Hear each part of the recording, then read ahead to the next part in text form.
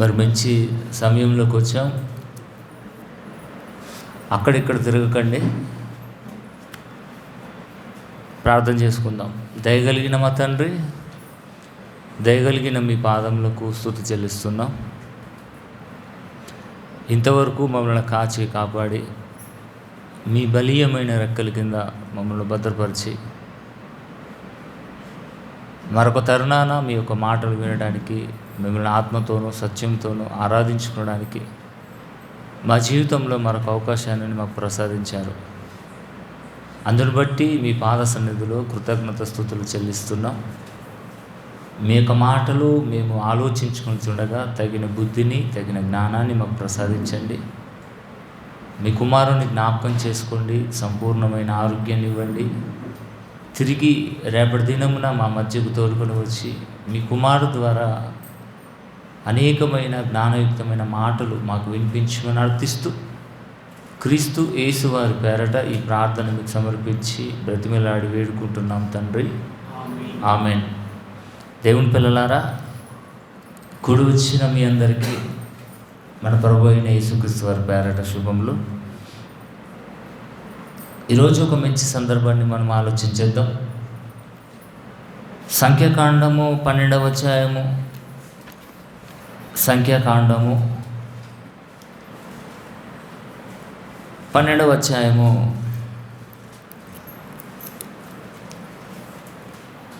6వ వచనం, 7వ వచనం, 8వ వచనం చదువుదాం. సంఖ్యాకాండము 12వ అధ్యాయము 6వ వచనం. వారిద్దరూ రాగా ఆయన, నా మాటలు వినండి, మీలో ప్రవక్త యుండున ఎడల యెహోవా నాకు నేను దర్శనమిచ్చి అతడు నన్ను తెలుసుకున్నట్లు కలలో అతనితో మాట్లాడుదును. అంటే వారికంటే గొప్ప స్థితిలో ఉన్నవాడే నా సేవకుడు అంటున్నాడు. నా సేవకుడైన మోషే అట్టివాడు కాడు. కలలో, దర్శనములో మాట్లాడే అవసరత మాకు లేదు. కానీ అతడు నా ఇల్లంతటిలో నమ్మకమైన వాడు. నేను గూఢభావంతో కాదు కానీ దర్శనమిచ్చి ముఖాముఖిగా అతనితో మాట్లాడుదును. అంటే దేవుని పిల్లరా, నమ్మకమైన వానికి దక్కని మంచి ప్రదేశం కానాను, పాలు తేనెలు ప్రవహించు ప్రదేశం. నమ్మకమైన వాడే. ఎవరు చెప్తున్నారు ఇక్కడ? దేవుడే స్వయంగా మోషే గారి గురించి సాక్ష్యం ఇచ్చారు. అంతే కదండి. మీరు అనుకున్నట్టుగా కళలో, దర్శనాలలో మాట్లాడినట్టుగా మేము మాట్లాడుకోము. మేము ముఖాముఖిగా మాట్లాడుకుంటాం. ఎవరితో? నేను, నా సేవకుడైన మోషే. ఇంత నమ్మకమైన వానికి ఎందుకు దక్కలేదు మంచి ప్రదేశం? ఆ మంచి ప్రదేశమే పాలు తేనెలు ప్రవహించు పాలస్తీనా. దేవుని పిల్లలారా, బైబిల్లో దేవుడు ప్రతి ఒక్కరి గురించి వ్రాయించి పెట్టాడు. ఈ వాక్యం చదువుతూ ఉంటే దేవుడు నా కోసమే వ్రాయించాడని అనుకుంటాం మనం. కానీ ప్రతి ఒక్కరి ఆలోచన, ప్రతి ఒక్కరి క్యారెక్టర్ దేవుడికి తెలుసు. భలే మంచి చేస్తే మంచి చేశావు, ఒకవేళ చెడు చేస్తే చెడు చేశావు. అలాంటి గ్రంథం ప్రపంచంలో కలిగి ఉందంటే ది బైబుల్ ఒక్కటే. మనకు సంబంధించింది, మనకు ఫేవర్గా వ్రాసుకున్నది, అది మనుషుల ఇచ్చని బట్టి వ్రాయబడింది. కానీ ఇది పరిశుద్ధాత్మ దేవుడు ప్రేరేపించి దేవుని మాటలను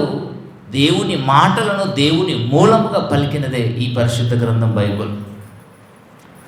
ఇక్కడ ఎంత మంచి సాక్ష్యం ఇచ్చాడండి.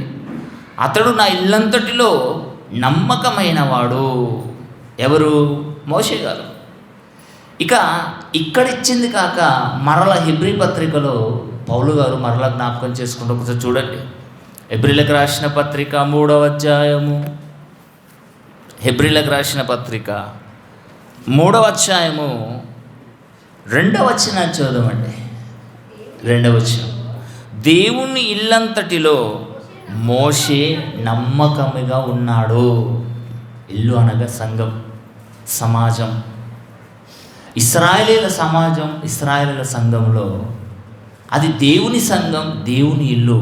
దేవుని ఇల్లంతటిలో మోషే గారు నమ్మకమైన వాడు. ఈ నిర్గమకాండం చదివినప్పుడు అండి, ఇప్పుడు కాదండి, చాలా సంవత్సరాల క్రితం నాకు ఒక ఆలోచన కలిగింది.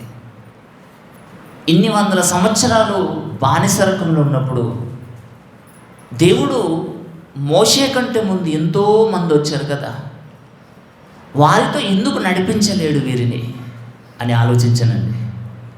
ఆలోచించినప్పుడు దేవుడికి మోషే గారి లాంటి నమ్మకమైన వ్యక్తి కనబడలేదు. మోషే గారు వచ్చేంత వరకు దేవుడు వెయిట్ చేశాడు. అంటే భూమి మీద దేవుని పనులు జరిగించుకోవడానికి తాను ఎన్నుకున్న వ్యక్తులు భూమి మీదకి వచ్చేంత వరకు దేవుడు వెయిట్ చేస్తాడు. పిల్లలు అల్లరి చేస్తున్నారు, బయట ఎవరున్నారు చెప్పండి, దయచేసి తీసుకొని రండి, ఇక్కడ కూర్చొని పెట్టండి పిల్లలను. దేవుని పిల్లలారా, నోవాహు జలప్రలయం తర్వాత అబ్రహాము లాంటి విశ్వాస జాబితాలలో విశ్వాసుడు భూమి మీదకి వచ్చేంత వరకు దేవుడు వెయిట్ చేశాడు. నోవాహు జలప్రలయం తర్వాత ఇక అబ్రహాము, ఇస్సాకు, యాకోబు నుండి వచ్చిన వారే ఇశ్రాయేలీయులు. ఆ ఇశ్రాయేలీయులు ఐగుప్తు దేశంలో సుమారు 400 సంవత్సరాలు బానిసరకంలో ఉన్నారు. ఆ బానిసరకంలో నుండి విడిపించడానికి నమ్మకమైన వ్యక్తి మోషే గారు. వచ్చేంత వరకు దేవుడు వెయిట్ చేశాడు. బాగుంది. ఇక దేవుడు అనుకున్నట్టుగా ఐగుప్తు నుండి ప్రయాణం సాగుతుంది. మార్గమధ్యంలో ఏం జరిగింది చెప్పండి.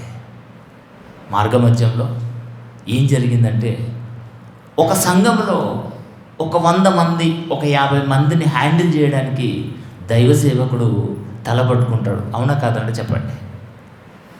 ఒక్కొక్కరికి ఒక్కొక్క మనసు ఉంటుంది, అంతే కదండి. ఈరోజు స్కూల్లో పిల్లలను పంపించినప్పుడు అండి, ఒక్కొక్క కుటుంబానికి చెందిన వారు ఉంటారు, ఒక్కొక్క ఊరుకు చెందిన వారు ఉంటారు, ఒక్కొక్క గ్రామానికి చెందిన వారు ఉంటారు. ప్రతి ఒక్కరి కుటుంబంలో ఒక్కొక్క మనస్తత్వం. అంటే ఆ మనస్తత్వం కలిగిన పిల్లలను కూర్చుండబెట్టి టీచ్ చేసి పాఠాన్ని చెప్పి వారికి అర్థమయ్యే రీతిలో చెప్పాలంటే నిజంగానే మామూలు మాట కాదండి, చాలా హెడ్ఏక్. ఇలా ఒక క్లాసులో 50 మంది పిల్లలకు, ఒక చర్చిలో ఒక 50 నుండి ఒక 100 మంది పరిశుద్ధులకు, విశ్వాసులకు వాక్యం చెప్పి వారిని పరలోముఖం వరకు నడిపించాలంటే దైవసేవకుడికి నిజంగా పిచ్చిలేసిపోద్దండి. ఇప్పుడే ఇంతమందికి పిచ్చిలేసిపోతే 6 లక్షల కాలుబలాన్ని హ్యాండిల్ చేయాలి ఎవరు? మోషే గారు. మామూలు మాట అండి. ఒక వ్యక్తి 6 లక్షల కాలుబలాన్ని 6 లక్షల మందిని ట్రీట్ చేయాలి, హ్యాండిల్ చేయాలి. ఎక్కడ దాకా? 40 సంవత్సరాలు నడిపించాలండి. వారానికి ఒకసారి 2 గంటలు మీకు వాక్యాన్ని చెప్పి మిమ్మలను ట్రీట్ చేయడానికి ఒక్కొక్కసారి నేను తలపట్టుకుంటాను. ఒక్కరు ఒక మాట వినాలండి. మరి 6 లక్షల కాలుబలాన్ని మోషే గారు నిజంగా ఎలా ట్రీట్ చేశారండి. ఎంత నమ్మకమైన వాడండి. ఆలోచించండి, ఎంత సాత్వికుడండి, ఎంత ఉదార స్వభావం కలిగిన వాడండి మోషే గారు. అందుకే దేవుడికి నచ్చింది. నీలాంటి ప్రవక్తను మరలా నేను పుట్టిస్తానన్నాడు యేసుక్రీస్తు వారు. బాగుందండి. ఇక మనం చూద్దాం, మోషే గారికి ఎందుకు నమ్మకమైన వాడని దేవుడు సాక్ష్యం ఇచ్చినప్పటికీ కూడా మంచి ప్రదేశాన్ని ఎందుకు పొందుకోలేకపోయాడు? ఎవరు కారకులయ్యారు చెప్పండి. ఇక ఒకసారి మనము చూద్దామంటే నిర్గమకాండము. మోషే గారు 40 సంవత్సరాల ప్రయాణంలో ఇశ్రాయేలీయులతో పడ్డ తపన ఇంత అంత కాదండి. భయంకరమైన సిచ్యువేషన్లు ఎదుర్కొన్నాడు మోషే గారు. ఒకసారి 32వ అధ్యాయాన్ని మనం చదువుదామండి. నిర్గమకాండము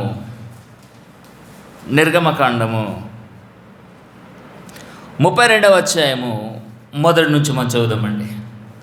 జాగ్రత్తగా వినాలి, జాగ్రత్తగా మాటలు నేర్చుకోవాలి. నమ్మకమైన వాడిని చెప్పిన వాడే మంచి ప్రదేశం అంటే పాలోతేళ్ల ప్రదేశాన్ని పొందుకోలేకపోయాడు. ఈరోజు క్రైస్తవులైన మనం బాప్తిసం తీసుకున్నాం, దేవుడి చేత సంఘంలో కూర్చుండబెట్టబడ్డాం. మరి మనం కూడా పరలోకం వరకు ప్రయాణం చేయాలంటే ఏదైనా అడ్డుబండగా ఏదైనా నిలిచిందా? నిజంగా మనము చివరి వరకు ప్రయాణం చేయగలుగుతామా? ఏదైనా మనని ఆటంకపరుస్తుందా అన్నది మన జీవితంలో మోషే గారి జీవితాన్ని ఆదర్శంగా తీసుకోవాలి. మనం మోషే గారికి ఎలాంటి లోపం వలన పాలుతేళ్ల ప్రదేశం పొందలేకపోయాడో మనం కూడా అలాంటి లోపాలు ఉంటే ఈ వాక్యం చేత మనం సరి చేసుకోవాలి. కానీ దేవుని పిల్లరా, మన గురి ఒక్కటే, తుది శ్వాస వరకు దేవుని కోసం బ్రతకడమే. ఇక 32వ అధ్యాయము మోషే మొదటి నుంచి చదువుతున్న చూడండి. మోషే కొండ తడవు చేయుట ప్రజలు చూచినప్పుడు మోషే గారిని సీనాయి పర్వతం మీదకి రమ్మన్నాడు. ఆజ్ఞలు గల పలకలను చెక్కి ఆజ్ఞలు వ్రాసి ప్రజలకు వినిపించాలని. ఏదో మోషే గారు టైంపాస్ కోసం వెళ్ళలేడని సీనాయి పర్వతం మీదకి. దేవుడు పిలవగా పిలుపు మేరకు కొండ మీదకి వెళ్ళాడు. బాగుంది. ఇక కొండ కిందనున్నారే ఈ ప్రజలు, ఇశ్రాయేలు ప్రజలు చూచినప్పుడు ఆ ప్రజలట అహరోను దగ్గర కూడి వచ్చి, లెమ్ము, మా ముందర నడుచుటకు ఒక దేవతను మా కొరకు చేయము. ఐగుప్తు నుండి మమ్మల్ని రప్పించిన ఆ మోషే అనువాడు. మనిషి ముందేమో దండాలు పెడతారు, మనిషి వెనుక ఏమంటారు తెలుసా? వాడా. అది ఇప్పుడు కాదండి, కల్చర్ ఆనాడు నుండి ఆరంభమైంది. అంటే దేవుడు మాటలు ఎప్పుడు కూడా సత్యమేనండి, యథార్థమైన మాటలు. మనుషుల ముందు కొనియాడతారు, మనుషుల వెనుక మనుషులను తిట్టేస్తారండి. మోషే గారు ఉన్నప్పుడు మోషే గారు అన్నారు. మోషే గారు కనబడకపోయేసరికి ఏమంటున్నారు చూడండి. ఆ మోషే అనువాడు ఏమాయనో మాకు తెలియదు, అతనితో చెప్పిరి. రైట్. 2వ వచనం. ఇక అహరోను మీ భార్యలకును మీ కుమారులకును మీ కుమార్తెలకును చెవులున్న బంగారు పోగులు తీసి నా యుద్ధకు తెండని వారితో చెప్పగా ప్రజలందరూ తమ చెవులను బంగారు పోగులు తీసి అహరోను వద్దకు తెచ్చిరి. అతడు వారి యుద్ధకు వాటిని తీసుకొని పోగారుతో రూపంని ఏర్పరిచిరి, దానిని పోత పోసిన దూడగా చేసెను. అప్పుడు వారు, ఓ ఇశ్రాయేలు, ఐగుప్తు దేశం నుండి నిన్ను రప్పించిన నీ దేవుడు ఇదే అని రే. ఇశ్రాయేలు ఎంత తింగరోళ్ళంటే భయంకరులండి. ఎన్నో సూచక క్రియలు, ఎన్నో తెగుళ్ళు చేసి ఐగుప్తు దేశం నుండి దేవుడు వారిని విడిపిస్తే మార్గమధ్యంలో ఆజ్ఞల కొరకు మోషే గారు నాయకుడు లేకపోయేసరికి ఒక దూడను చేసుకొని, దూడనే తోక పెట్టుకున్న దూడనట ఐగుప్తు దేశం నుండి నడిపించిన ఓ ఇశ్రాయేలు ఇదే మా దేవుడని దూడను కొనియాడారు. అప్పుడు దేవుడు చూస్తున్నాడు పైనుంచి.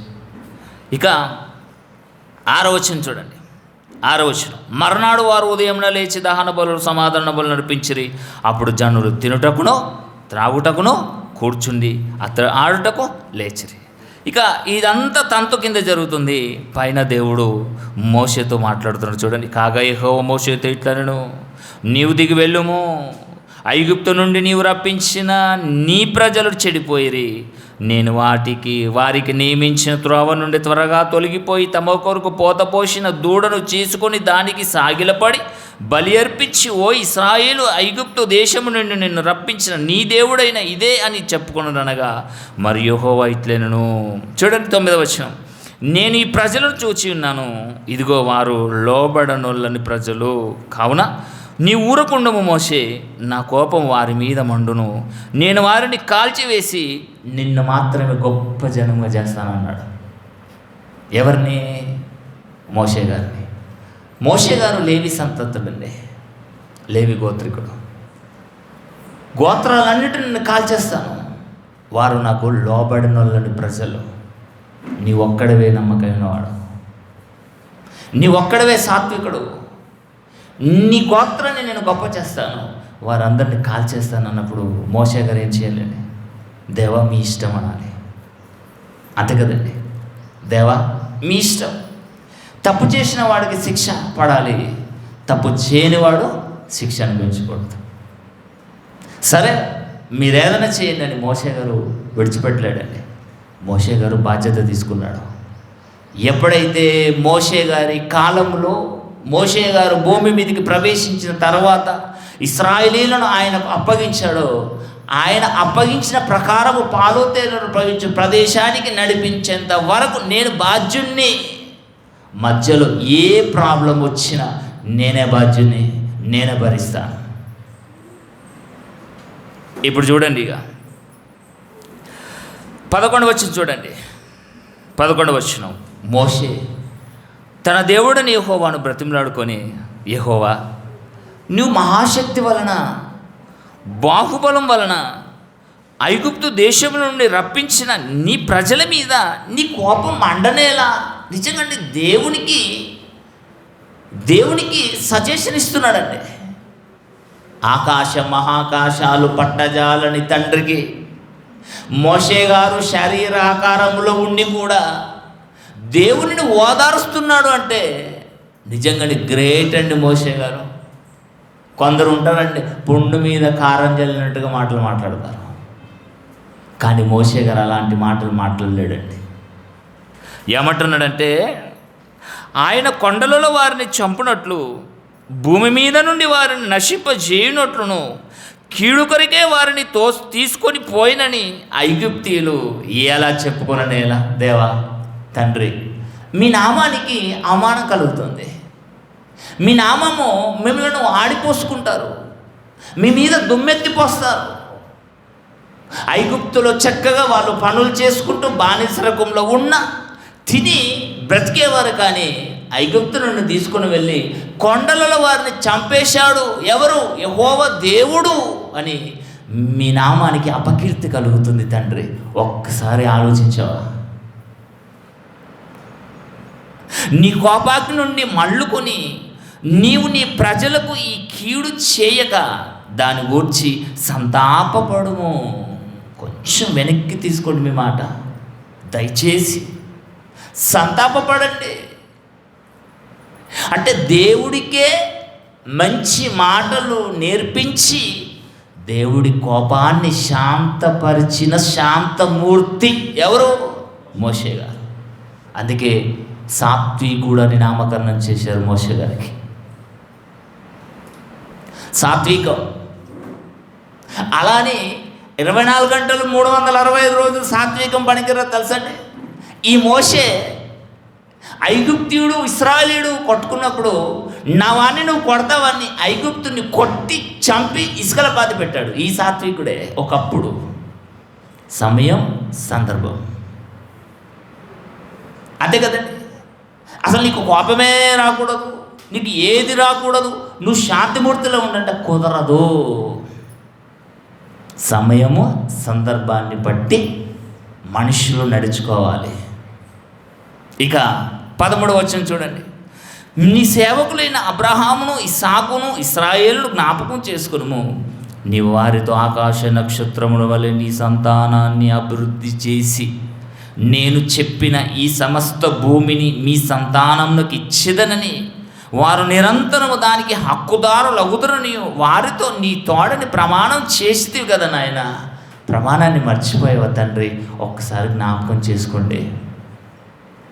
ఈరోజు మనం ప్రార్థన చేస్తాం కదండి, దేవా ఒకసారి జ్ఞాపకం చేసుకోండి. దేవుడికి ఎరకలేకని, దేవుడిని మరిచిన వాడయ్యాడని మరలా మనం జ్ఞాపకం చేస్తున్నామని అది కాదండి.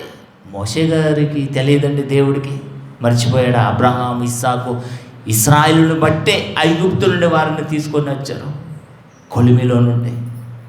అయినా మోషే గారు గుర్తు చేస్తున్నారు. ఒక్కసారి అబ్రహామును ఇస్సాకును యాకోబును గుర్తు చేసుకోండి దేవా. మీ ప్రజలకు కీడు చేస్తానన్న కీడును నుండి మీరు బయటకు రావాలి, సంతాపపడండి అన్నప్పుడు దేవుడు యాక్సెప్ట్ చేసేదండి. అంతటా యెహోవా తన ప్రజలకు చేసేదనని చెప్పిన కీడును గూర్చి సంతాపపడెను. విన్నయ్యాడండి మోషే గారు. బాగుంది, నా గోత్రంకి పాలు తేలే ప్రదేశాన్ని మొత్తం నాకే కావాలంటే దేవ కాల్చేయండి. కానీ మోషే గారు నిస్వార్థుడండి, యథార్థవంతుడు. మోషే గారు యథార్థవంతుడండి, నిస్వార్థపరుడు. ఇక్కడ జరిగింది కదండి, ఇది మనసులో ఉంచుకోండి. అలాగే నిర్గమకాండము మరొక వచనం చూద్దామండి. 32వ అధ్యాయము 32వ వచనం చదవను కదండి. నిర్గమకాండము 33వ అధ్యాయం ఒకసారి చూద్దామండి. 33వ అధ్యాయము 11వ వచనం. 33వ అధ్యాయము 11వ వచనం. మనుష్యుడు తన స్నేహితునితో మాట్లాడునట్లు యెహోవా మోషేతో ముఖాముఖిగా మాట్లాడుచుండెను. ఎంత సన్నిహితం అండి! మోషే గారితో దర్శనమిచ్చి ముఖాముఖిగా మేము మాట్లాడుకుంటాం. అటువంటి నమ్మకమైన వాడి మాట నేను వింటాను ఖచ్చితంగా. విని సంతాపపడ్డాడండి. లేకపోతే దేవుడు పిల్లరా, ఈ సంఖ్యాకాండము, లేవియకాండము, దినవృత్తాంతములు, ఎందుకంటే ద్వితీయోపదేశ కాండము, ఆ కాండాలలో ఇశ్రాయేల్ చరిత్ర ముగిసేదండి. ఎందుకంటే మోషే గారు ఇప్పటిది కాదు, ఫ్యూచర్ గురించి ఆలోచించాడు. నా వంటి ప్రవక్తను పంపిస్తానన్నాడు కదా. నాలాంటి ప్రవక్త రావాలి అంటే ఇశ్రాయేలీయులు, యూదా గోత్రం బ్రతికుండాలి కదా. బ్రతికుండాలంటే వీళ్ళెంత తింగరోడైనా, వీళ్ళెంత తప్పు చేసినా, వీరు ఎంత కీడు చేసినా వీరు అప్పటి వరకు బ్రతికుండాలన్నదే మోషే గారి ఆలోచన. నిజంగా ఎంత గొప్పగా ఆలోచించాడంటే ఒకసారి చూస్తారండి. హెబ్రీయులకు రాసిన పత్రిక ఒకసారి చూడండి. హెబ్రీయులకు రాసిన పత్రిక 11వ అధ్యాయము 24వ వచనం అండి. మోషే గారు ఇశ్రాయేలీయులు ఎంత కీడు తలపెట్టినా నిజంగానే ఒక్కొక్కసారి మోషే గారిని రాళ్ళతో కొట్టి చంపాలన్నట్టుగా ఇశ్రాయేలీయులు మోషే గారి మీదకి వచ్చారండి. ముందు సందర్భాల్లో మనం చూస్తాం. 24-26 వచనం చూడండి. హెబ్రీయులకు రాసిన పత్రిక 11వ అధ్యాయము. మోషే పెద్దవాడైనప్పుడు విశ్వాసమును బట్టి ఐగుప్తు ధనము కంటే క్రీస్తు విషయమైన నింద గొప్ప భాగ్యమని ఎంచుకొని అని అన్నాడు. అల్పకాలము పాపభోగము అనుభవించుట కంటే దేవుని ప్రజలతో శ్రమ అనుభవించుట మేలని యోచించి 40 సంవత్సరాలు ప్రయాణం చేశాడండి. దేవుడు కయ్యను అర్పణను లక్ష్య పెట్టకుంటే దేవుడి మీద ఫైట్ చేయాలి కదండి. అంతేనే కాదండి, దేవుడితో ఫైట్ చేయాలి, దేవుడితో మాట్లాడుకోవాలి. అభంశుభం తెలియని హేబేలును చంపాడు కదండి. మరి ఇశ్రాయేలీయులు, దేవుడు మీరు లోబడనోళ్ళు నా ప్రజలు కనుక మిమ్మల్ని కాల్చేస్తానంటే ఇశ్రాయేలీయులు దేవుడితో మాట్లాడుకోవాలి, కానీ మోషే మీద ఎరగబడ్డారండి. అంతే కదండి. కనబడేవాడినే రాళ్ళతో కొట్టి చంపాలి. కనబడని వారు ఎవరండి? దేవుడు కదండి. దేవుడితో పోట్లాడతారండి. అంటే నీవు మాకు నాయకుడిగా నిలబడ్డావు కనుక నీవే మాకు ప్రతి ఒక్కటి, దాహమైన, ఆహారమైన, వస్త్రాలైన ప్రతి ఒక్కటి నీవే తీర్చాలి. నీ గర్జుకు, అంటే మోటు భాష అంటారు కదండి, నీ గర్జుకు నువ్వు మమ్మల్ని తీసుకొని వచ్చావు, ప్రతి ఒక్కటి నీవే భరించాలి. సంఖ్యాకాండము 14వ అధ్యాయం చూడండి. సంఖ్యాకాండము 14వ అధ్యాయము, సంఖ్యాకాండము 14వ అధ్యాయము 11వ వచనం నుంచి చదువుదామండి. సంఖ్యాకాండము 14వ అధ్యాయము 11వ వచనం నుంచి. యెహోవా, ఎన్నాళ్ళ వరకు ఈ ప్రజలు నన్ను అలక్ష్యం చేదురు? ఎన్నాళ్ళ వరకు నేను వారి మధ్యన చేసిన సూచక క్రియలన్నిటినీ చూచి నన్ను నమ్మకయుందురు? నేను వారికి స్వాస్థ్యమియ్యక తెగులు చేత వారిని హతము చేసి ఈ జనము కంటే మహాబలము గల గొప్ప జనమును మోసే నీ వలన నేను పుట్టించుకుంటానయ్యా. వీరు నన్ను లక్ష్య పెట్టడం లేదు, అలక్ష్యం చేస్తున్నాను. వీరికి నేను ఎన్ని ఇచ్చినా, వీరెన్ని బాగోగులు చూసినా దేవుడు అంటే నన్ను లెక్క చేయడం లేదు మోసే. ఎన్నాళ్ళ వరకు వీళ్ళు నన్ను అలక్ష్యం చేస్తారు. ఒక్క మాట, నా మాట నువ్వు ఓపిక పట్టు, నా మాట విను మోసే. నీ నుండి నేను గొప్ప జనాన్ని నేను పుట్టించుకుంటాను. వీరందరూ నేను చంపేస్తానన్నప్పుడు నిజంగానే మోసే గారు రెండవసారి దేవుడికి ఎదురాడి దేవుణ్ణి ఒప్పించడం జరుగుతుందండి. ఇంకా చూడండి 13వ వచనం. మోషే యెహోవాతో ఇట్లా నేను, అలాగైతే ఐగుప్తీయులు దాన్ని గూర్చి విందురు కదా, నీవు ఈ బలము చేత, నీ బలము చేత ఈ జనమును ఐగుప్తులలో నుండి రప్పించితివి కదా. వీరు ఈ దేశ నివాసులతో ఈ సంగతి చెప్పియుందురు, యెహోవాను నీవు ఈ ప్రజల మధ్య నున్నావనియు, యెహోవాను నీవు ముఖాముఖిగా కనబడినవనియు, నీ మేఘము వారి మీద నిలిచినదనియు, నీవు పగలు మేఘస్తంభంలోను రాత్రి అగ్నిస్తంభంలోను వారి ముందర నడుచుచున్నావనియు వారు వినియున్నారు కదా. కాబట్టి నువ్వు ఒక్క దెబ్బతో ఈ జనులను చంపిన ఎడల నీ కీర్తిని గూర్చి వినిన జనులు ప్రమాణపూర్వకంగా తాను ఈ జనులకిచ్చిన దేశమందు వారిని చేర్చుటకు శక్తి లేక యెహోవా వారిని అరణ్యంలో సంహరించానని చెప్పుకుందరు కదా తండ్రి. మీ బలాన్ని శంకిస్తారు, మీ నామాన్ని అవమానపరుస్తారు. ఎట్లా? మీ నామాన్ని అవమానపరిస్తే, నీ బలాన్ని అవమానపరిస్తే నేను తట్టుకోలేనయ్యా. చంపడానికి క్షణం కాదు, ఇశ్రాయేలీయులను చంపడానికి క్షణం కాదు, కానీ మీకు బలం చాలక కొండలలోకి వెళ్ళి అరణ్యంలోకి తీసుకొని వెళ్ళి చంపేశాడు. మీ దేవుడేం దేవుడండి అని అవమానపరుస్తారు, మీ నామాన్ని కించపరుస్తారు. అలా కాదు అని యెహోవా 17వ వచనం. యెహోవా దీర్ఘశాంతుడు, కృపాత్సయుడును, దోషమును అతిక్రమమును పరిహరించువాడును, అపరాధ నిరపరాధగా ఎంచగా 3-4 తరముల వరకు తండ్రుల దోషమును కుమారుల మీదికి తెచ్చువాడనై ఉన్నాడని నీవు చెప్పిన మాట చొప్పున నా ప్రభు యొక్క బలము గణపరచబడునుగాక. ఐగుప్తులో నుండి వచ్చినది మొదలుకొని ఇది వరకు నీవు ఈ ప్రజల దోషమును పరిహరించి ఉన్నట్లు నీ కృపాతిశయమును బట్టి ఈ ప్రజల దోషమును దయచేసి క్షమించమని యెహోవాతో చెప్పగా, యెహోవా నీ మాట చొప్పున నేను క్షమించి ఉన్నాను అన్నాడు. మోషే గారు ఇశ్రాయేలు తరపున దేవుడికి మధ్య నిలబడ్డాడండి, నలిగిపోయాడండి. ఇటు ఇశ్రాయేలు తరపున, ఇటు దేవుని తరపున మధ్యలో ఎవరండి? మోషే గారు. నలిగిపోయారండి. కానీ మోషే మాటను దేవుడు ధిక్కరించలేడండి. ఇటు దేవుడు, ఇటు మోషే. మోషే చెప్పిన ప్రకారంగా దేవుడట ఏం చేశాడట? క్షమించాడట, వదిలేశాడంతే. నా కుమారుడు అడ్డపడుతున్నాడు కదా. ఆ రోజు ఇశ్రాయేలును కాపాడడానికి మోషే గారు దేవుని సన్నిధిలో అడ్డుపడి ఇశ్రాయేలును కాపాడినట్టుగా ఈరోజు ప్రపంచ ప్రజలను, క్రైస్తవులను యేసుక్రీస్తు వారు దేవుని సన్నిధిలో అడ్డుపడి మనల్ని కాపాడుతున్నారబ్బా. ఆలోచించండి. నాలాంటి ప్రవక్త, సేమ్ నా జీన్సే, ఆ రోజు ఇశ్రాయేలును కాపాడడానికి మోషే గారు అంతా ఇంత ప్రయాసపడలేడండి. నమ్మకమైన వాడు, కానీ మంచి ప్రదేశాన్ని పోగొట్టుకున్నాడండి.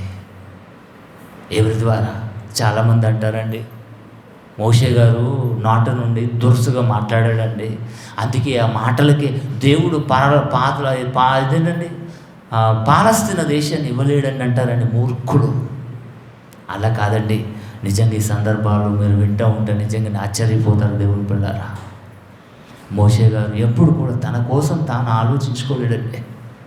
దేవుడి మహిమపరచబడాలి, దేవుని నామం ఎప్పుడు కూడా అవమానపరచబడకూడదు, దేవుని బలం ఎప్పుడు కూడా ఇతరులు తగ్గించి మాట్లాడకూడదు. అసలు దేవునికి ఇంత కూడా మచ్చ రాకూడదని ఆలోచించిన వాడే మోషే గారండి. దేవుని పిల్లలారా, నమ్మకమైన వాడు, సాత్వికుడు. ఇంకొక సందర్భాన్ని చూద్దాం. అదే నిర్గమకాండము కంటే ముందు సంఖ్యాకాండం అండి. సంఖ్యాకాండము 11వ అధ్యాయము. సంఖ్యాకాండము 11వ అధ్యాయము 10వ వచనం నుంచి చదువుదామండి. నిజంగా అండి, మోషే గారు దేవుడికి ప్రార్థన చేస్తున్నాడంటే, బాగుందయ్యా, నేను ఒక్కడే దొరికాను, నన్ను బట్టి పిండేస్తున్నావు, ఏంటి బాధ? అటు ఇశ్రాయేలుతో మాట్లాడలేక, ఇటు దేవుడితో మాట్లాడలేక, దయచేసి నన్ను చంపేయండి తండ్రి అని మొరపెట్టుకుంటున్నాడండి. 10వ వచనం చూడండి.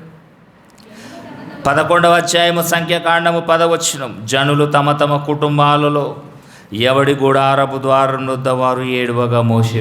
ఎందుకు ఏడుస్తున్నారండి వీళ్ళు? ఇశ్రాయేలీలో తిండిపోతలండి. ఇశ్రాయేల్లో నిజంగా దేవుని పిల్లలారా,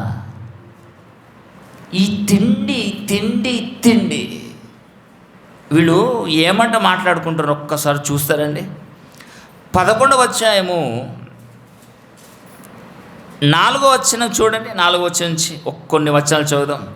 వారి మధ్యనున్న మిశ్రిత జనము మాంసాపేక్షాధికముగా కనపరచగా ఇశ్రాయేలును మరలా ఏడ్చిరి, మాకెవరు మాంసం పెట్టదరు, ఐగుప్తులో మేము ఉచితంగా. ఇలా బ్రతుకులకు ఉచితంగా ఎప్పుడైనా తిన్నారండి? బిల్డప్ ఎక్కువ, బిజినెస్ తక్కువ.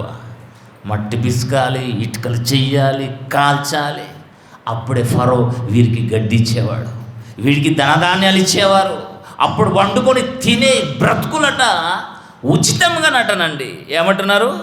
5వ వచనం. ఐగుప్తులో మేము ఉచితంగా తినిన చేపలను, ఇలా బ్రతుకులకు చేపలు తిన్నారండి. గొప్పగా చెప్పుకుంటారండి. ఏమంటున్నాడు? చేపలు తినేవారం మేము. ఇంకేం తిన్నారట అండి? కీరకాయలు తినేవారము, దోసకాయలు తినేవారము, కూరాకులు తినేవాళ్ళము, ఉల్లిపాయలు తినేవాళ్ళము, తెల్లగడ్డలు జ్ఞాపకం చేసుకొని వచ్చుచున్నవి. అరణ్యములు ఇవన్నీ ఫెసిలిటీ ఎక్కడ దొరుకుతాయండి? ప్రయాణం చేస్తున్నారు. ప్రయాణములో ఉల్లిగడ్డలు, కీరకాయలు, మాంసము, చేపలు, చికెన్ అవన్నీ పట్టుకుపోతారండి ఎవరైనా? తెలివి ఉందండి ఇశ్రాయేలుకు, తెలివి తక్క సన్నాసులు. ఏడుస్తున్నారండి. తిండికి ఏడుస్తాడు, తిండికి ఏడవడమే. తిండికి చూడండి 8వ వచనం. జనులు తిరుగుచు దానిని కూర్చుకొని తినుట విసిరి, లేక రొట్టె దంచి పేనం మీద కాల్చి రొట్టెలు చేసిరి, దాని రుచి క్రొత్తగాయను. నిజంగా దేవదూతలు తినే ఆహారాన్ని ఇశ్రాయేలుకు పెట్టాడండి దేవుడు, మన్నా. అయినా వారికి నచ్చలేదండి. అంతే కదండి. బురదలో పందిని బురదలోనే జీవిస్తుంది. ఆ బురదలో నుండి తీసుకొచ్చి మంచి స్నానం చేసి, మంచి బట్టలేసి, ముక్కుకు పుడకబెట్టినా ఏదైనా వచ్చేసింది అనుకోండి, మలం వాసన వెళ్ళిపోతుందండి. అంటే ఇశ్రాయేలు కూడా బురదలో పంది లాంటి వారు. అంతే కదండి. ఇంక వీళ్ళని ఎలా ఆదర్శంగా చెప్పండి. ఏం చేస్తారట? 10వ వచనం. జనులు తమ తమ కుటుంబములలో ఎవడి గుడారపు ద్వారం వద్ద ఏడ్చారట. ఎందుకు ఏడ్చుడు? ఆహారం కోసం. మోషే వినను. ఇక చూడండి, యెహోవా కోపము బహుగా రగులుకొనెను. వారు ఏడ్చుట మోషే దృష్టికి చెడ్డ. తిండి కోసం ఏడకూడదు. నాకైతే అస్సలు నచ్చదండి. 1 గంట ఉపవాసం ఉండలేరండి, 2 గంటలు ఉపవాసం ఉండలేరండి. ఏదైనా పని చెప్పామనుకోండి, తినడానికి ఏమైనా తెచ్చారని అడుగుతారండి. చిచ్చి. మీకు తెలుసండి, ఉదయం నుంచి నేను ఏం తినకుండా వస్తాను ఆదివారం నాడు. జస్ట్ 1 కప్పు కాఫీ తాగేస్తాను. తిన్నాను అనుకోండి, సోమరిపోత అయిపోతాం, చెప్పడానికి కూడా మర్చిపోతాం. ప్రశాంతంగా ఆహ్లాదకరంగా ఉండాలి అంటే ఏం తినకుండా వస్తానండి నేనైతే. మా వాళ్ళైతే తినండి వెంబడబడతాం. తింటే మీరు తినండి అబ్బా, 1 కప్పు కాఫీ ఇవ్వండి సరిపోతే. ప్రశాంతంగా ఉంటుందండి ప్రాణం. ఎప్పుడూ తిండే. ఇక 11వ వచనం చూడండి. కాగా మోషే యెహోవాతో ఇట్లనెను, నీవేళ నీ సేవకుని బాధించితివి తండ్రి, నా మీద నీ కటాక్షం రానియక ఈ జనులందరి భారము నా మీద పెట్టనేలా. వారు దేవుడి వైపు చూడడం లేదు, మోషే వైపు చూసి ఏడుస్తున్నారట. నీవే కదా మమ్మల్ని తెస్తే, నీవే కదా ఉన్నవాడు పంపించాడు, అబ్రహాము దేవుడు, ఇస్సాకు దేవుడు, యాకోబు దేవుడు అని మమ్మల్ని చెప్పి మాయమాటలు చెప్పి ఐగుప్తుల నుండి మేము తినే తిండి కూడా దొరకకుండా ఇక్కడికి తోలుకొచ్చావు కదా, ఇప్పుడు తిండేది. ప్రశ్న అండి. ఇప్పుడు చూడండి కిందికి, నీ కటాక్షం రానియక ఈ జనులందరి భారమును నా మీద పెట్టనేలా నేను ఈ సర్వ సమాజమును గర్భమును ధరించి తినా. నేను ధరించాను తండ్రి వీళ్ళందరినీ. నేను వీరిని కంటినా, పాలిచ్చి పెంచెడు తండ్రి పసిపిల్లలను మోయినట్లు నేను వీరి తండ్రులకు ప్రమాణపూర్వకంగా ఇచ్చిన దేశమును వీరిని నీ రొమ్మున ఎత్తుకొని పొమ్మని నాతో చెప్పుచున్నావు తండ్రి. ఏంటి బాధ అని మరో కొర్ర తల్లగొట్టుకుంటున్నాడండి. ఎందుకంటే వారు పెడుతున్న టార్చర్ అండి. ఇంత అంత కాదండి టార్చర్ పెట్టేవాళ్ళు. దేవుని పిల్లలారా, ప్రయాణంలో భయంకరమైన టార్చర్ అండి. తెలుసండి, విశాఖపట్నంకు ప్రయాణం అయిపోయినప్పుడు అండి, ప్రయాణంలో నిజంగా అండి ఇటు డ్రైవింగ్ చేయాలి, ఇటు కళ్ళు మూసుకో వచ్చినా కానీ నిద్ర పడుకుంటుందని అరగంటకు ఒకసారి ఆపుతారండి. నాకు ఇదొచ్చే ఒక్కసారి ఆపాను అనుకోండి, అరగంట టైం వేస్ట్ అయిపోతుంది. చేరుకునే గమ్యస్థానానికి నేను చేరుకోలేను. అయినా ఆపనండి. వచ్చి బండి సైజ్ తీసుకోవాలి, సైడ్కి తీసుకొని వారు దించాలి, వారు ఏదో చేసుకున్న తర్వాత మళ్ళీ అరగంట 40 నిమిషాలండి, గంట వేస్ట్ అయిపోతుంది. ఎన్నిసార్లు ఆపాలండి? టార్చర్ అండి. మోషే గారికి ఇంకెంత టార్చర్ అని చెప్పండి. మోషే గారికి ఇంకెంత టార్చర్. ఇంకేమంటే చూడండి, ఈ సమస్త ప్రజలకు ఇచ్చుటకు మాంసము నాకెక్కడిది, వారు నన్ను చూచి ఏడ్చుచున్నారు, తినుటకు మాకు మాంసం ఇమ్మని అడుగుచున్నారు. ఈ సమస్త ప్రజలను ఒంటిగా మోయ నా వలన కాదు తండ్రి, అది నేను భరించిన ఎడల భారం.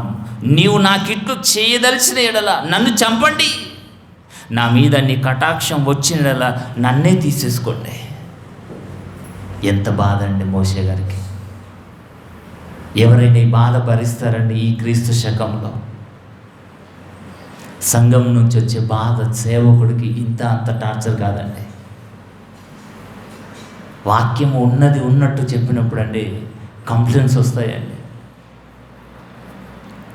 తెలుసండి, మొన్న ఒక ఆయన అంటున్నాడు, మీరు ఒక మాటను చెప్తున్నారు, ఆ మాటను విన్న తర్వాత 2-3 లెఫ్ట్ అయిపోయారు. దేనికి? మీ మాట వారికి బాగా నొచ్చుకుంది. మరి ఉన్నది చెప్తుందా? సబ్జెక్టులో వచ్చింది కదండి, పాఠంలో వచ్చింది, పాఠాన్ని పూర్తి చేయాలి కదండి. లెఫ్ట్ అయిపోయారని చెప్తున్నారట. నేను చూడను. మరి వారికి తగ్గ వాక్యం చెప్పాలంటే పాఠం పూర్తి కాదు. మరి పాఠానికి న్యాయం చేకూర్చినవన్నీ కాదు కదండి. లెఫ్ట్ అయినా లెఫ్ట్ కాకున్నా ఉన్నది ఉన్నట్టుగా చెప్పే బాధ్యత నాది. అదే చెప్పానండి. నాకు ఎవరైతే ప్రశ్న వేశారో వారికి అదే నేను సమాధానం చెప్పానండి. అంతే కదండి. మరి దేవుని వాక్యం చదివినప్పుడు మన లోపాలన్నీ మనకు కనబడతాయి. దేవుని వాక్యం అద్దం లాంటిది, ఒక స్కానర్. ఇది దేవుడు నా కోసమే రాయించాడు, ఈ లోపాలను ఎత్తి చూపుతున్నాడని అనుకుంటే దేవుని వాక్యమే ఎవరు వినరండి, దేవుని వాక్యాన్ని ఎవరు చదవరండి. అలా చదవకపోయినా అలా వినకపోయినా నిజంగా చస్తే నరకానికి వెళ్ళిపోతాం. అన్నీ తట్టుకోవాలి. ఇదంతా బాధ కంటే దేవా నన్నే భూమి మీద నుంచి లేపేసాయి. బాధపడుతున్నాడండి. ఇంత జనాలకు నేను ఆహారం ఎక్కడి నుండి తీసుకొని రావాలి? వారు నన్ను చూసి ఏడుస్తున్నారు. వీలైతే నన్ను రాళ్ళతో కొట్టి చంపే సమయం ఆసన్నమైంది. నేనేం చేయాలి? దేవుని పిల్లరా, ఇంకొక ఇన్సిడెంట్స్ జరిగింది చూడండి. అదే నిర్గమకాండం 17వ అధ్యాయం. నిర్గమకాండం, ఇక్కడ ఆహారం, అక్కడ నీరండి. నిర్గమకాండం 17వ అధ్యాయం చూడండి. 17వ అధ్యాయం మొదటి వచనం చూద్దామండి. 17వ అధ్యాయము మొదటి వచనం నుంచి. తర్వాత ఇశ్రాయేలు సర్వసమాజం యెహోవా మాట చొప్పున తమ ప్రయాణాలలో సీను అరణ్యం నుండి ప్రయాణమైపోయిరే. నిర్గమకాండము 17వ అధ్యాయం మొదటి నుంచి. ఇక 2వ వచనం, రెఫిడీస్లో దిగిరి. ప్రజలు త్రాగుటకు నీళ్లు లేనందున, నీళ్లు లేవు. వాటర్ బాటిల్ తీసుకోపోతే సరిపోతాయండి. ఎన్ని తీసుకోపోతామండి? ఆ విశాఖపట్నం వెళ్ళేటప్పుడు ఒక ట్విన్ పెట్టుకున్నాం మేము, తెలుసు అండి. ఒక ట్విన్నే ఎందరికి? 1 2 4 5 6గురికి ట్విన్ అయిపోయిందండి. ఈ 6 లక్షల కాలువడానికి ఎన్ని ట్విన్నులు కావాలి? ఆ నూతన నీళ్ళు సరిపోవు, చెర్ల నీళ్ళు సరిపోవు. ఇక అరణ్యంలో దిగారటండి. ఇక దిగిన తర్వాత అతిథులు కదండి, అతిథులకు ఏం చేయాలి? రాగానే నీళ్ళు ఇవ్వాలి. ఇప్పుడు నేను ఎవరింటికి వెళ్తాను కదండి, వెళ్ళగానే నీళ్ళు, టీలు అన్నీ ఆతిథ్యాన్ని ఇస్తారండి. ఇక మోషే గారి దగ్గరికి వచ్చారండి. చూడండి, మోషే గారు, మేము దిగాం, ఇక్కడ మాకు త్రాగటానికి నీళ్ళు కావాలి. ఏం చేస్తావు? ఎక్కడి నుంచి తీసుకొస్తావు? ఈ అరణ్యంలో మమ్మల్ని చంపడానికి తీసుకొచ్చావా? మరలా మోషే మీద ఏడవడం అండి. మోషేతో వాదించుచు త్రాగుటకు మాకు నీళ్ళు ఇవ్వమని అడగగా, మోషే, మీరు నాతో వాదింపనేలా, యెహోవాను శోధింపనేలా అని వారితో చెప్పాను. అక్కడ ప్రజలు నీళ్లు లేక దప్పికొని మోషే మీద తనుగుచు, ఇదెందుకు మమ్మును, మా పిల్లలను, మా పశువులను దప్పి చేత చంపుటకు ఐగుప్తులో నుండి ఇక్కడికి తీసుకొని వచ్చి తిరండి రే. బా, ఎంత గొప్ప ఇశ్రాయేల్ అండి, ఎంత గొప్ప సమాజం అండి. మనం మంచి చేయాలని చూస్తామనుకోండి, మన మీద ఎక్కుతారండి. నిన్ను ఎవడైనా చేయమన్నాను నేను, అదే కదండి. ఏమో కానీ మా కుటుంబంలో కూడానండి, ఏదైనా నేను మంచి చేయడానికి వెళ్తే కీడే నాకు ప్రాప్తిస్తుంది. తిట్టేసుకుంటారండి. వాడంత లంగ ఎవడు లేడు, వాడంత దొంగ, వాడంత అబద్ధికుడు, నా మీద రూమర్స్ కుటుంబంలో. ఎవరికి ఏం అన్యాయం చేయండి, ఉల్టా నా జోబుల నుంచి 10 రూపాయలు ఖర్చు అయిపోతే తప్ప వారిని ₹1 కూడా ఖర్చు చేయదండి. అంటే మంచి చేయాలని చూస్తే కీడు చెడు తలపించినట్టు మోషే గారు పాపం కొలిమిలో ఉన్నారు, బానిసరకంలో ఉన్నారు. దేవా, నేను వెళ్ళను, దయచేసి నన్ను విడిచిపెట్టండి. మాంద్యం లేని మాటలు, సరిగా నేను మాట్లాడలేను, దయచేసి నన్ను విడిచిపెట్టండి. ఎంత తప్పించుకోవాలని చూసినా దేవుడు పని కట్టుకుని మోషేని నిలబెట్టాడండి. నీవే సమర్థవంతుడు, నీవే సాత్వికుడు, నీవే నా ఇల్లంతటా నమ్మకమైన వాడివి, ఏదైనా కానీ నీవే ఓర్చుకుంటావు కనుక నాయన నిన్నే నేను పంపిస్తే మోషేకు తగిన శాస్త్రి జరుగుతుందండి. నిజంగా కదండి. ఏం చేస్తాడండి మోషే గారు? పాపం నీళ్ళు కావాలి, మాకు కావాలి, మా పశువులు కావాలి, దప్పిక చేత మమ్మల్ని చంపడానికి తీసుకొస్తారండి ఎవరండి? చెప్పండి. మంచి ఆలోచన ఇస్తే ఆలోచన రిపీట్ అయిపోతుందని నాకైతే మా కుటుంబంలో. ఏదో ఎవరండి ఒకరి నాశనాన్ని కోరుకున్నట్టుగా నా మీద ఆపోదిస్తారండి. అంత ఏది ఆపోదించినా అందరు వాళ్ళకేనండి. దేవుడి పిల్లలారా, ఒక సేవకుడిగా, ఒక కుటుంబంలో ఒక తమ్ముడిగా ఎంత చెయ్యాలని నేను అనుకుంటే అంత నా మీదనే ఆడిపోసుకుంటున్నారండి. వాళ్ళకంత నిజంగా మంచి కలుగునుగా కానీ కోరుకుంటున్నాను అంతే. తిట్టినోడికి తిట్టు తప్పదు, కొట్టినోడికి కొట్టు తప్పదు అన్నట్టు అందరినీ తదాస్తు అని అలా అంతండి. మీరేదైనా అనుకోండి, మీరు అనుకున్నట్టుగా జరగాలి. నిజంగా దేవుని పిల్లలారా, 5వ వచనం చూడండి, 4వ వచనం. అప్పుడు మోషే యెహోవాకు మొరపెట్టుచు, ఈ ప్రజలను నేనేమి చేయాలి నాయన? కొంతసేపు అయితే నీళ్లు నేను ఇవ్వకపోతే రాళ్ళతో కొట్టి నన్ను చంపేస్తారు. 6 లక్షల కాలువను ఒక్కొక్కని నేను ఒక్కొక్కడ 6 రాళ్ళు 6 లక్షలు ఒక్కొక్కరు 6 రాళ్లతో నన్ను కొడితే నేను చచ్చి ఊరుకుంటాను, ఏం చేయాలి తండ్రి అని దేవుడికి మొరపెట్టినప్పుడు దేవుడు చూడండి, అందుకే యెహోవా నీవు ఇశ్రాయేలు పెద్దలను కొందరును తీసుకొని ప్రజలకు ముందుగా పొమ్ము, నీవు నదిని కొట్టిన నీ కర్రను చేత పట్టుకొని పొమ్ము, ఇదిగో అక్కడ హోరేబులోని బండ మీద నేను నీకు ఎదురుగా నిలిచేదను, నీవు ఆ బండ మీద కొట్టగా ప్రజలు తాగుటకు దానిలో నుండి నీళ్లు బయలుదేరునని మోషే సెలవేగా, మోషే ఇశ్రాయేలు పెద్దలను కన్నులు ఎదుట అట్లు చేశాను. అప్పుడు ఇశ్రాయేలు చేసిన ఆ వాదమును బట్టి యెహోవా మన మధ్య ఉన్నాడో లేడో అని వారు యెహోవాను శోధించుటకు బట్టి అతడు ఆ చోటికి మిస్సా అని మైరాబా అని పేరు పెట్టాడు. బండను కొట్టాడండి, కొట్టగానే వాటర్ వచ్చేసాయి, దప్పిక తీర్చుకున్నది, బాగుంది, చల్లబడ్డరు. కొంచెం లేట్ అయితే రాళ్ళతో కొట్టి చంపేస్తారండి. మనిషికి ఆలోచించుకోవడానికి కూడా సమయం ఉండదండి. అక్కడ మందలు పడతారు కదండి, ఏదైనా చూడండి ఇన్సిడెంట్స్ అయితే. మొన్న ఒక న్యూస్ వచ్చిందండి, స్కూల్లోనో కాలేజీలోనో స్టూడెంట్ను ఒక టీచరు లైంగికంగా వేధించాడని వాడు మధ్య నిలబడ్డాడు. 10 మంది వాడి మీద వాడి మీద కుమ్మేశారు. ఒకడు చెప్పుతో, ఒకడు కట్టెతో, ఒకడు బెల్టుతో కుమ్మేస్తున్నారండి.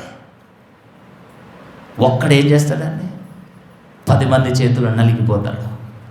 మోషే గారు కూడానండి 6 లక్షల బలము, కాలు బలం చేతిలో నలిగిపోయాడండి మోషే గారు. అందుకే దేవుని పిల్లరా, ఈ సేవ అంటారు చూడండి, సేవకుడు ముళ్ళ మీద కూర్చున్నట్టేనండి. మీరు అనుకోవచ్చు మేము వచ్చి చీరలో కూర్చున్న సేవకుడు మంచి చీరలో కూర్చున్నాం అనుకుంటున్నాను. ముళ్ళ మీద కూర్చుంటున్నాడు సేవకుడు. అందరిలో కూర్చున్నాడండి, స్వార్థంగా లేకుండా నిస్వార్థంగా యథార్థతతో గొర్రెలను వాక్యములు మేపడానికి మేపే సేవకుడు మాత్రం కష్టాలు తప్పాయండి. ఆ రోజు పౌలు గారికి తప్పలేవు నిజంగా. పౌలు గారి కంటే మనం గొప్పవాళ్ళమండి. దేవుని పిల్లలారా, బండను కొట్టమన్నాడు, కొట్టేశాడు, నీళ్ళు వచ్చాయి, త్రాగేశాడండి. ఇదే వివాదం ఇంకొక చోట వచ్చిందండి. చూడండి, అదే సంఖ్యాకాండం 20 వచ్చాయి. సంఖ్యాకాండం 20 వచ్చాయమండి. సంఖ్యాకాండం 20 అధ్యాయం మరల మొదటి నుంచి చదువుదామండి. నిజంగా వచనాలు చదువుతూ ఉంటే మోషే గారు ఎన్నిసార్లు ఇశ్రాయేలీయులకు ఇటు దేవుడికి మధ్య నలిగిపోయాడంటే, నిజంగానే నలిగిపోయాడండి. ఆయన తన బాధ్యత నిర్వర్తించాడు. దట్ ఈస్ సేవకుడు అంటే. బరువు రాగానే దించడం, అల్క ఉండగానే ఎత్తుకోవడం, అలా ఉండకూడదండి. బరువైనా బాధ్యతగా భరించాలి, అల్కగైనా బాధ్యత సంతోషంగా భరించాలి. ఇది 2వ ఇన్సిడెంట్ అండి. వాటర్ దగ్గర వచ్చేసింది. చదువుదామండి.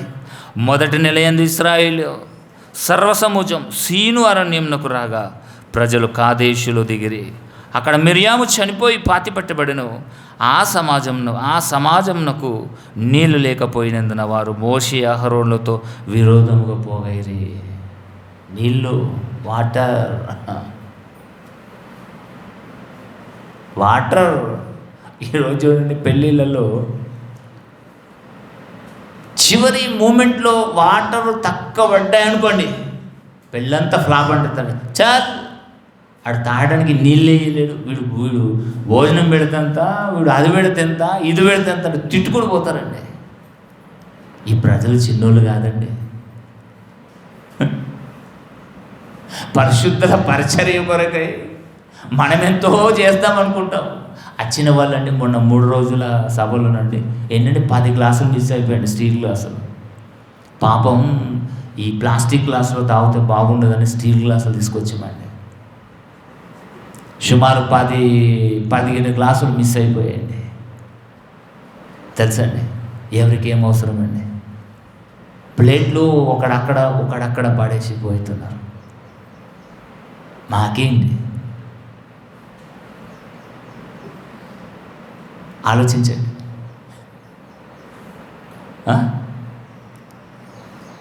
ఇక చూడండి, 2వ వచనం.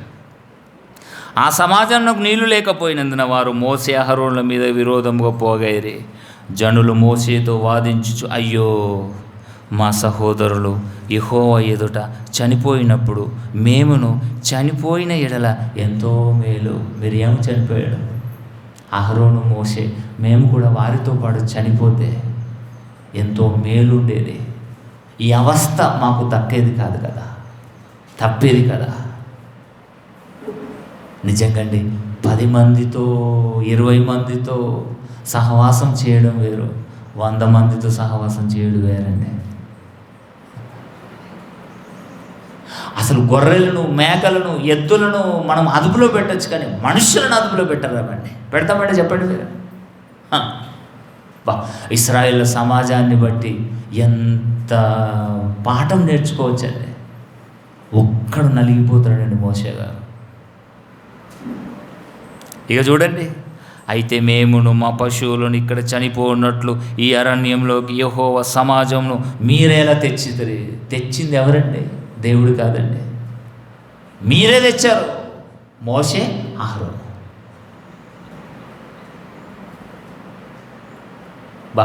ఇశ్రాయేలుకు ఒక నమస్కారం చేయాలండి. ఎంత దుర్మార్గులో చరిత్రలో నిలిచిపోయారండి.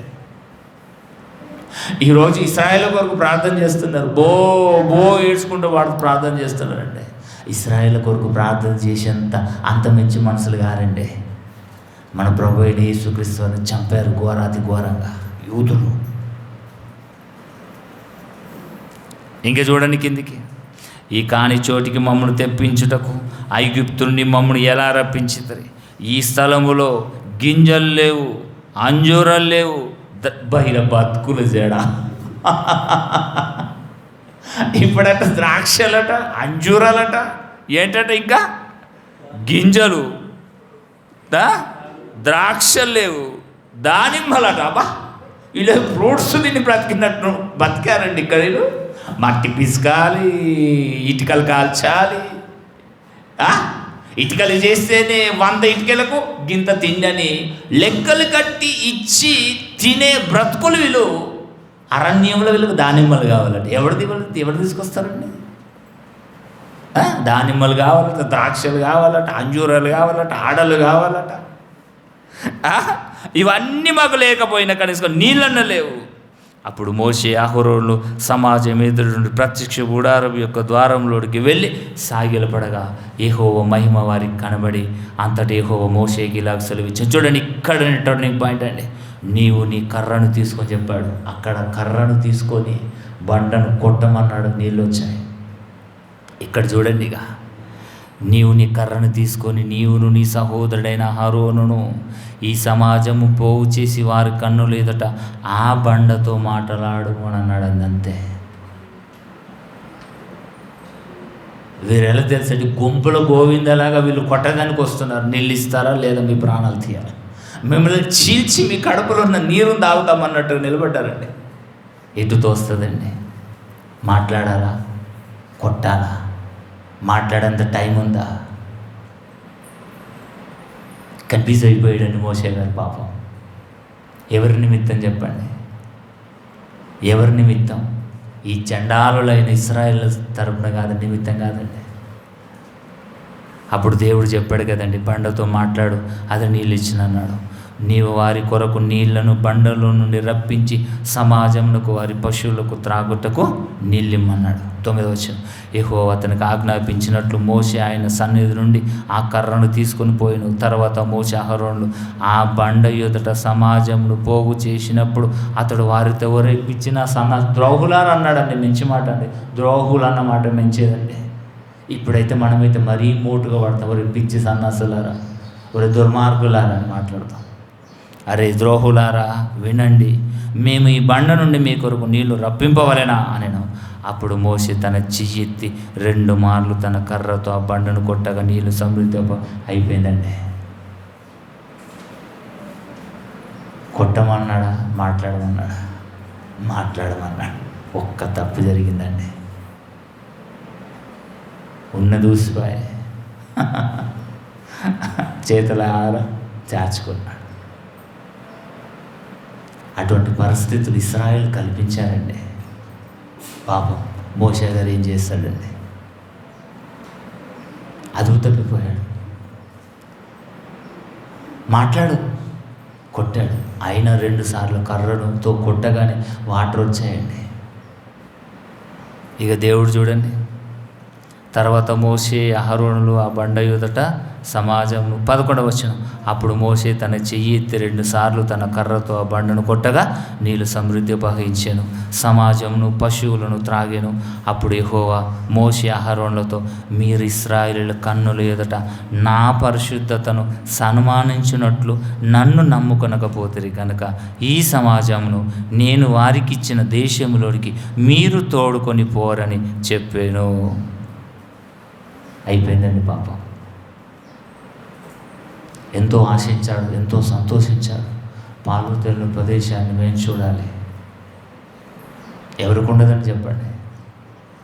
ఈరోజు పెద్దలు తల్లిదండ్రులు ప్రయాణానికి సిద్ధమైతేనండి చిన్నపిల్లలు ఎంతో సంతోషపడతారండి. అప్పుడు మేము కూడా మా తల్లిదండ్రులతో ప్రయాణం చేస్తున్నామని. ఇక తల్లిదండ్రులు అన్నారు అనుకోండి, ఒరే మీరు స్కూల్కి వెళ్ళానంటే నిజంగానే పిల్లలు ఎంత బాధపడతారండి. మీరేమో ఊరికి వెళ్తారు, మేము స్కూల్కి వెళ్ళాలని. అంటే మోషే గారు కూడానండి, దేవుడు పిల్లరా, ఇశ్రాయేలీయులు పాలు తేనెలు ప్రవహించే ప్రదేశానికి వారిని తోలుకొని వెళ్ళేటప్పుడు మేము కూడా వెళ్తాము అని ఎంతో కొండంత ఆశతో బాధ్యత వహించాడండి. ఒక చిన్న తప్పు జరిగిందంతే, కానీ దేవుడు క్షమించలేడండి. నమ్మకమైన వాడే సాక్ష్యం ఇచ్చాడు. ముఖాముఖి ఫ్రెండ్స్ మాట్లాడినట్టు మాట్లాడుకుంటాం, బాగుంది. నా ఇల్లంతటో నమ్మకమైన వాడే, కానీ నేను చెప్పిన మాటను వినలేడు. నిజంగా దేవుని పిల్లారా, మన జీవితంలో దేవుడి ఆజ్ఞలను ఎన్నిసార్లు మీరుతుందని చెప్పండి. ఒక్కసారి చేసేసుకోండి, ఫ్లాష్ బ్యాక్లోకి వెళ్ళిపోదాం. బాప్తిసం తీసుకున్న నాట నుండి, సంఘంలో దేవుని చేత కూర్చుండబెట్టిన నాట నుండి ఎన్నిసార్లు మనం పడిపోయాం, ఎన్నిసార్లు దేవుని మాటకు వ్యతిరేకంగా మనం బ్రతికాం. ఎందుకు ఈరోజు కూడా దేవుని సన్నిధిలో కూర్చుండి ఆయన ఆత్మతో సత్యంతో ఆరాధిస్తున్నాను చెప్పండి. దేవుడు ఒక్కడును నశించిపోవడం ఇష్టం లేదన్నాడు.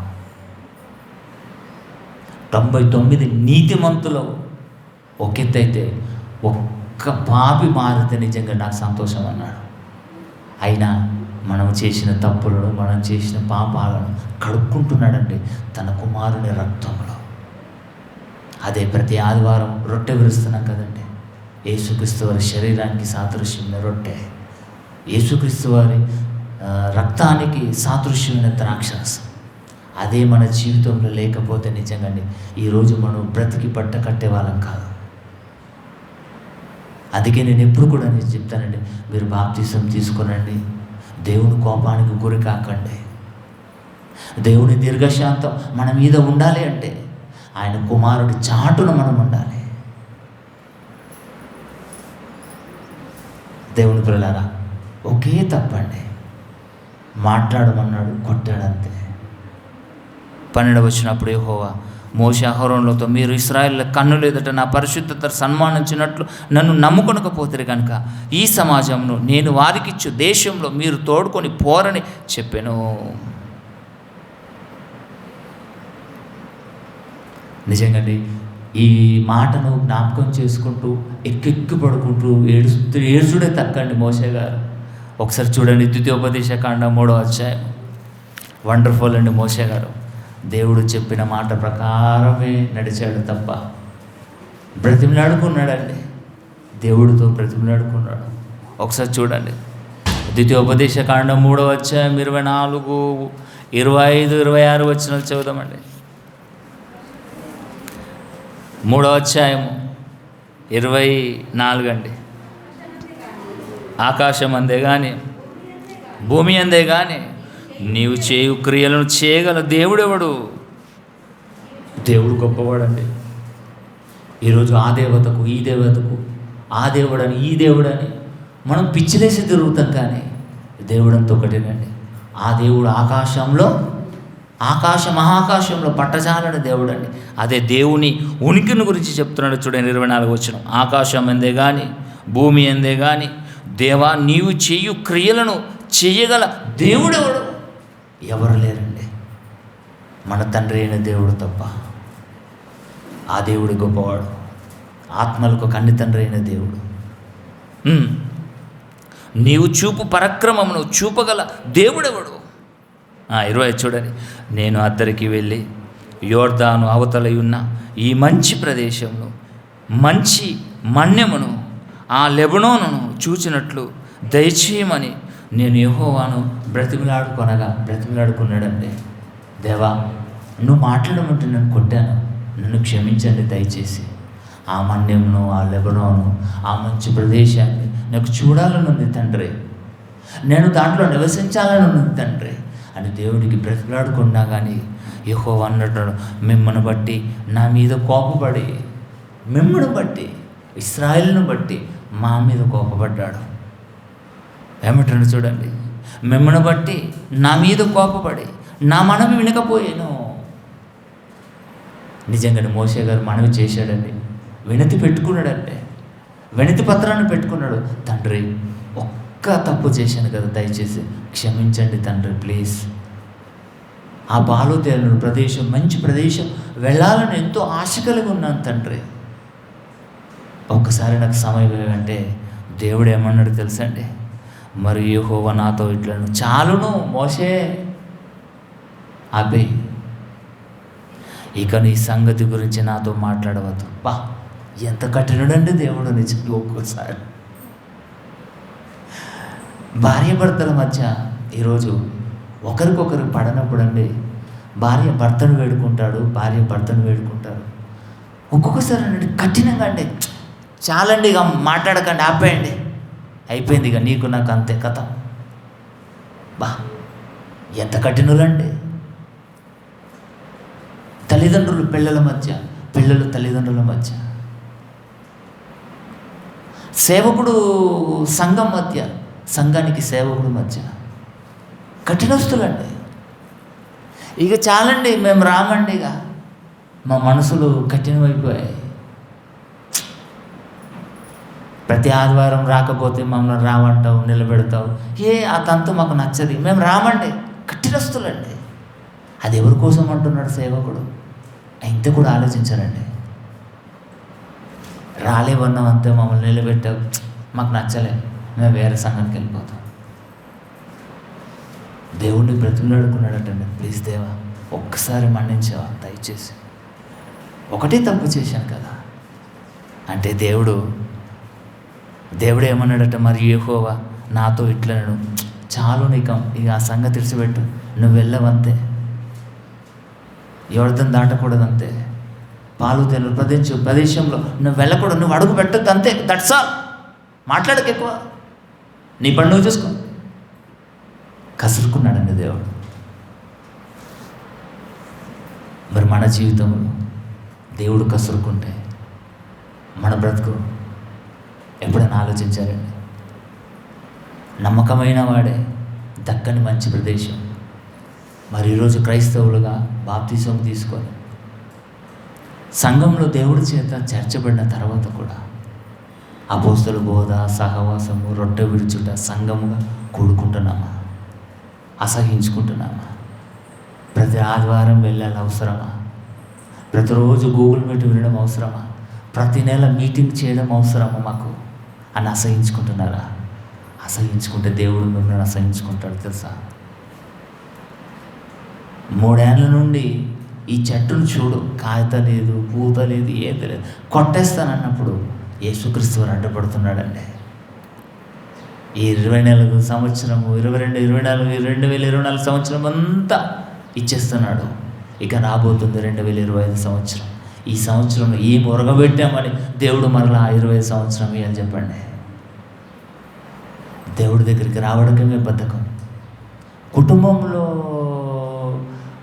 ఏంటండి, కుటుంబ ఇదేంటిది ఏం చేయండి, కుటుంబాలలో వీళ్ళు చర్చలు పెట్టుకుని దేవుడికి దూరం ఎందుకు అవుతారండి? అన్నదమ్ముల మధ్య గొడవలు, అక్క చెల్లెల మధ్య గొడవలతో దేవుడికి దూరం అయితే ఎందుకండి? ఒక ఆవిడ అంటదట, నేను వస్తా కానీ నేను ఇంటికి రాను, చర్చిల్ని పడుకుంటానట. దేనికమ్మా? నేను రాను అంటే కపటం, పగ, ప్రతీకారం, నన్ను అంత అంటాడా? దేవుడు అదే మాట రిపీట్ నీకు చేశాడనుకోండి, చచ్చి ఊరుకుంటాం. ఆ వెళ్ళబోయే ప్రదేశానికి మనం వెళ్ళలేము. ప్రేమించండి, అందరిని ప్రేమించండి, తగ్గించుకుందాం, మనం తగ్గించుకుందాం. సమయం సందర్భం ఉంటుంది. ఈ మాట నిజంగా ఎన్నిసార్లు చదివినా కానీ, దేవా ఎంత కఠినవాడవయ్యా మోషే గారి పట్ల చేశాం అంటే, రాబోయే తరాలలో ప్రతి ఒక్కరికి మోషేని బట్టి గుణపాఠం కలగాలి. ఒక్క తప్పు చేసినందుకే, ఒక్క మాట విననందుకే మంచి ప్రదేశాన్ని పోగొట్టుకున్నాడు మోషే. మీరు మీ జీవితాలలో ఎన్నిసార్లు తప్పులు చేస్తున్నారు? మరి ఆ తప్పులు కడుక్కోవడానికి, ఆ పాపాలు కడుక్కోవడానికి మరి సంఘంగా, సహవాసంగా కూడుకుంటున్నారా? రొట్టె విరుస్తున్నారా? ఆ ఆపర్చునిటీ దేవుడు మనకే ఇచ్చాడు, మోషే గారికి ఇవ్వలేడండి. మనం ఎంత ధన్యులమండి, మనం ఎంత అదృష్టవంతులమండి. ఒకవేళ యేసుక్రీస్తు మనకు మధ్యవర్తిగా లేకపోతే, ఒకవేళ యేసుక్రీస్తు రక్తమే మన దగ్గర లేకపోతే, ఆయనకు శరీరం లేకపోతే ఎప్పుడో మనకు నూకలు చెల్లిపోయేవండి. భ్రష్ట మనసుకు అప్పగించబడే వాళ్ళం మనం. చస్తే నరకానికి. ధనవంతుడు చనిపోయి పాతిపట్టబడెను, అప్పుడు వాడు పాతాళంలో బాధపడచాడు. ఏమన్నాడండి? యెహోవా మిమ్మును బట్టి నా మీద కోపపడి నా మన వినలేడు. మరి యెహోవా నాతో ఇట్లను, చాలును, ఇక ఈ సంగతి గురించి నాతో మాట్లాడవద్దు. నీవు యోర్దాను దాటకూడదు, కానీ నీవు పిస్గా కొండ ఎక్కి కన్నులెత్తి పడమడ వైపు, ఉత్తర వైపు, దక్షిణ వైపు, తూర్పు వైపు తేరి చూడు అంతే. కానీ యోర్దాను దాటకూడదు అన్నాడు, కాళ్ళు ఇరకూడదు. దేవుడి మాట ప్రకారం మోషే గారు ద్వితీయోపదేశకాండం చివరిగా 34వ అధ్యాయం మొదటి నుంచి చదువుదామండి. దేవుడి మాట మీరకూడదు, దేవుని ఆజ్ఞలను మనం పాటించాలి, గైకొనాలి తప్ప విస్మరించకూడదు. దేవుడు గొప్పవాడు. మోషే 34వ అధ్యాయం మొదటి నుంచి, మోషే మోయాబు మైదానం నుండి ఎరుకో ఎదుటనున్న పిస్గా కొండ వరకు పోయి నెబో శిఖరం ఎక్కెను. అప్పుడు యెహోవా దాను వరకు గిలాదు దేశమంతయు, నప్తాలి దేశమంతయు, ఎఫ్రాయిము మనస్సల దేశమును, పశ్చిమ సముద్రం వరకు యూదా దేశమంతయు, దక్షిణ దేశమును, సోయారు వరకు ఈత చెట్లు గల ఎరుకో లోయ చుట్టూ మైదానమును అతనికి చూపించెను. మరి యెహోవా అతనితో ఇట్లను, ఈ సంతానమునికి ఇచ్చేదనని అబ్రహాముకు, ఇస్సాకుకు, యాకోబుకు నేను ప్రమాణం చేసి దేశం ఇదే, కన్నులారా నిన్ను దానిని చూడనిచ్చిదని, కానీ నీవు నది దాటి అక్కడికి వెళ్ళకూడదు. యెహోవా సేవకుడైన మోషే యెహోవా మాట చొప్పున మోయాబు దేశంలో బ్రతుకు.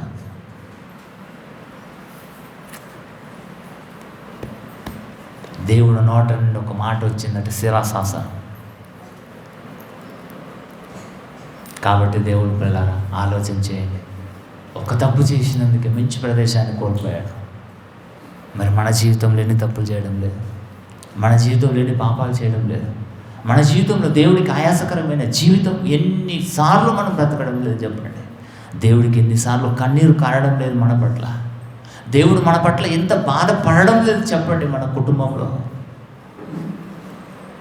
ఈరోజు కుటుంబంలో అందరూ అన్యోన్యంగా ఉండాలి, భార్య భర్తల మధ్య సఖ్యత ఉండాలి, తల్లిదండ్రుల పిల్లల మధ్య సఖ్యత ఉండాలి, ఒకరికొకరికి లోబడాలి, ఒకరికొకరు తగ్గించుకొని జీవించాలి. ఆదర్శవంతమైన కుటుంబంలో పక్కవారికి కనబడాలి. మనది క్రైస్తవ కుటుంబం అంటే గొప్ప కుటుంబం. ఎక్కడ కూడా లోపం కనబడకూడదు. ఎక్కడ లోపం కనబడ్డా దేవుణ్ణి అవమానిస్తారు. అందుకే మోషే గారు ఎన్ని చోట్లు దేవునికి అడ్డుపడి దేవుని కోపాన్ని దీర్ఘశాంతం చేసేసండి, తగ్గించేశాడు. దేవా మీ నామం ఎక్కడ కూడా అవమానపడకూడదు, దేవా మీ చిత్తం ఎక్కడ కూడా సిద్ధించాలి తప్ప నెరవేరలేదు అన్న మాట అసలు మాట్లాడకూడదు. మీకు మచ్చ రాకూడదు అన్నాడు మోషే గారు. ఆయన ఒక చిన్న తప్పు చేశాడు, తప్పుకు శిక్ష, మంచి ప్రదేశాన్ని కోల్పోయాడు. మరి మన జీవితంలో మనం ఎలా బ్రతుకుతున్నాం అన్నది ఈరోజు ఈ వాక్యాన్ని, ఈ మాటలు విన్న తర్వాత మనలో, మన కుటుంబాలలో ఏదైనా లోపం ఉంటే సరిచేసుకోవాలి. దేవుని పాదాల మీద పడి కన్నీళ్లతో ప్రార్థన చేసి, దేవా తప్పైంది క్షమించండి, ఇక ముందు ఇక నేను చేయను అని దేవునికి మాటిచ్చి, దేవునిలో భక్తితో, భావనతో మనమే కాదు మన పిల్లలు కూడా పెంచడానికి ప్రతి ఒక్కరూ ముందుకు రావాలని ప్రేమపూర్వకం కోరుకుంటున్నాను. ఈ మాటలు ముగిస్తాను, ప్రార్థన చేసుకుందాం. ప్రేమ కలిగిన మా తండ్రి, ప్రేమ కలిగిన మీ పాదాలకు వందనం చెల్లిస్తున్నాం. మంచి మాటలు మాకు నేర్పించారు. నేర్చుకున్న మేము మీ మాటల ప్రకారం మేము బ్రతుకుట కృప చూపండి. మీ యందు భయముతో, భక్తితో బ్రతుకుటకు దేవా మమ్మల్ని మేము అణుచుకొని మీ బలీయమైన దీనం రెక్కల కింద దీన మనసు గలవారే మమ్మల్ని మేము తగ్గించుకొని బ్రతుకుట కృప చూపండి. దేవా మేము చేసిన పాపాలను, మేము చేసిన తప్పులను, మీకు ఆయాసకరమైన మార్గం మాలో ఉంది, తెలిసే చేస్తున్నాం తప్పులు, తెలియక కాదు. దేవా ఒకసారి క్షమించండి, దయచేసి మన్నించండి. మీ కుమారుని రక్తంలో మా పాపాలను మేము కడుక్కొని ఇక ఆ పాపాల వైపు మేము వెళ్ళకుండా మీ యందు భక్తితో, భావనతో, పరిశుద్ధంగా, పవిత్రంగా బ్రతుకు చూపండి. మీ కుమారుడు మా ప్రియులు అనగారిని బట్టి జ్ఞాపకం చేసుకోండి. కుమారుడికి మంచి ఆరోగ్యం ఇవ్వండి. మరలా మీ కుమారుని ద్వారా రేపటి దినమున మంచి మాటలు మేము వినే భాగ్యాన్ని ప్రసాదించండి. జ్వరంతో ఇబ్బంది పడుతున్నాడు, సంపూర్ణమైన ఆరోగ్యాన్ని ఇవ్వండి. రేపటి ప్రయాణంలో మీరు తోడైందండి. రేపు జరగబోయే మీటింగ్లో మీరు తోడైందండి. దేవ అనేక పిల్లలు వచ్చి మీకు మాటలు వింటకు కృప చూపండి. తరలి వంచిన మీ పిల్లలందరినీ మరొకసారి జ్ఞాపకం చేసుకున్నాం అర్థిస్తూ యేసుక్రీస్తు వారి ప్రశస్తమైన నామమున ఈ ప్రార్థన మీకు సమర్పించి బ్రతిమిలాడి వేడుకుంటున్నాం తండ్రి. ఆమేన్.